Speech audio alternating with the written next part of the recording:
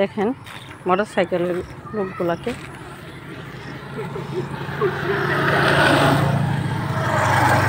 একসাথে 3টা 4টা করে যায় এবং আমার বাসার সামনে এই পর্যন্ত কয়েকটা অ্যাক্সিডেন্ট হয়েছে। এর মাঝে একটা বৃদ্ধ লোক একবারে মারা গেছে, আর একটা ছেলে ওই দিন প্রচুর ব্যথা পেয়েছে। অবস্থা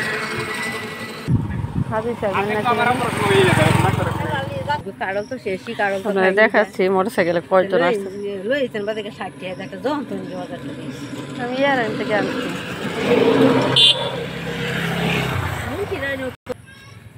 ফালছে তাও বান্ধা। দেখেন কতগুলো আসা। শ্বশুরবাড়ি যদি হাত মারা হয়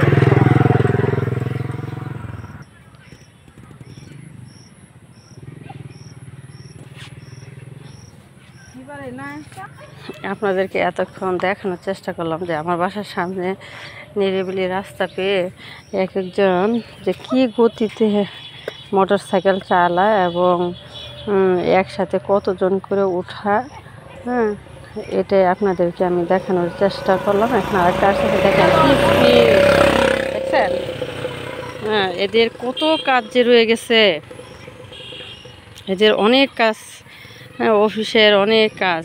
দেখেন কি স্পিডে ছাড়তেছে।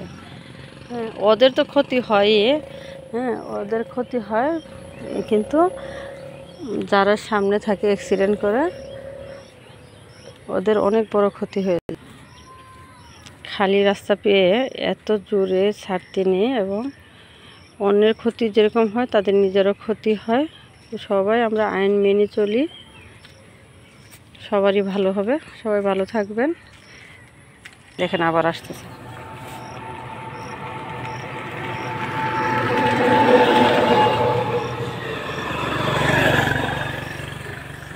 এটা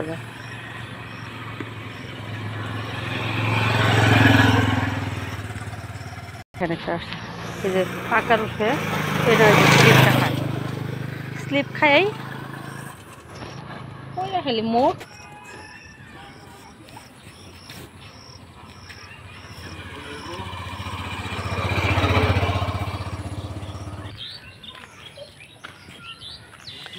আমার বাড়ির সামনের রাস্তাটা আপনাদের দেখানোর চেষ্টা করলাম, যেরকম নিরিবিলি এরকম রিস্ক আছে। খালি রাস্তা পেয়ে যেরকম সবাই হাঁটতে আসে, এরকম খালি রাস্তা পেয়ে গাড়িগুলো যে আসে কোনো আইন কানুন নিয়ম কোনো বালাই নাই, আসতেছে। তো সবাই যদি দেশের নিয়ম মানি হেলমেট পরে তাহলে অবশ্যই এবং নির্দিষ্ট গতিতে যদি আমরা গাড়িগুলো চালাই, দুজনের বেশি যদি আমরা গাড়িতে না উঠি তাহলে অ্যাক্সিডেন্ট হওয়ার সম্ভাবনা কম থাকে, নিজেরাও ব্যথা পাবে না এবং অন্যদেরও। আমাদের প্রতিটা ভিডিও শিক্ষাভিত্তিক এবং সচেতনতা ভিত্তিক।